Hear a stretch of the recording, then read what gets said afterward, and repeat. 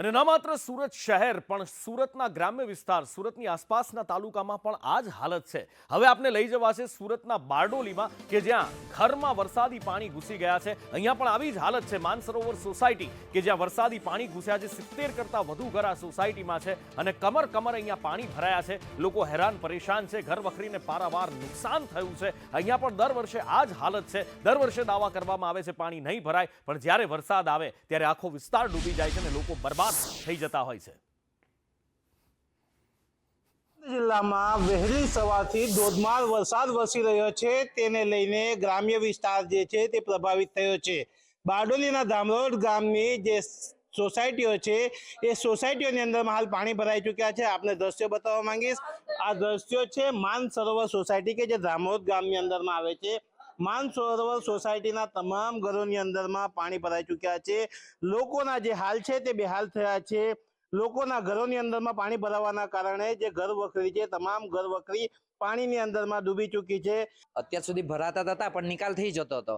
આ વખતે બિલકુલ નિકાલ થયો નથી અને દરેકના ઘરમાં પહેલા રૂમમાં બેડરૂમમાં બધે જ પાણી ભરાઈ ગયા છે। કેટલું નુકસાન? ઘણું બધું નુકસાન છે। એ નીચે બેડમાં પછી અનાજ પાણી એ બધું નુકસાન છે ઘણું।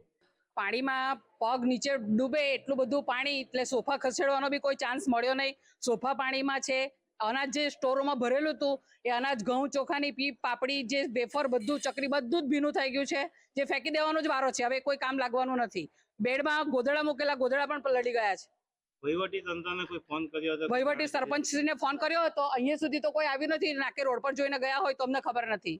બહુ મુશ્કેલી છે ભાઈ। જો અંદર તમે જોવો ને, કાદવ કિચડથી બધું થઈ ગયું છે। સાફ કરતા દમ લાગે નીકળી ગયો છે।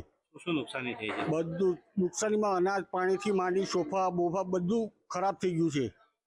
અત્યાર સુધી પાણી આવતું હતું, પંચાયતની અંદરમાં ક્યારેક જાણ કરી છે તમે? પંચાયતમાં સવારે પણ ફોન કર્યો સરપંચશ્રીને, પણ ખબર નહીં હવે રોડ પર આવીને જતા રહ્યા હોય તો સોસાયટીમાં કોઈને પૂછવા નથી આવ્યા કે ભાઈ કેવું છે તે બેહાલ થયા છે। લોકોની ઘરવખરી છે, તમામ ઘરવખરી જે છે એ પાણીમાં પલાઈ ચૂકી છે, જેને લઈને હાલ સોસાયટીના લોકો છે તેઓ જે ગ્રામ પંચાયતના સરપંચ અને તલાટી છે તેઓની ઉપર હાલ રોષ ઠાલવી રહ્યા છે। યાસીર કાગઝી, સંદેશ ન્યૂઝ, બારડોલી।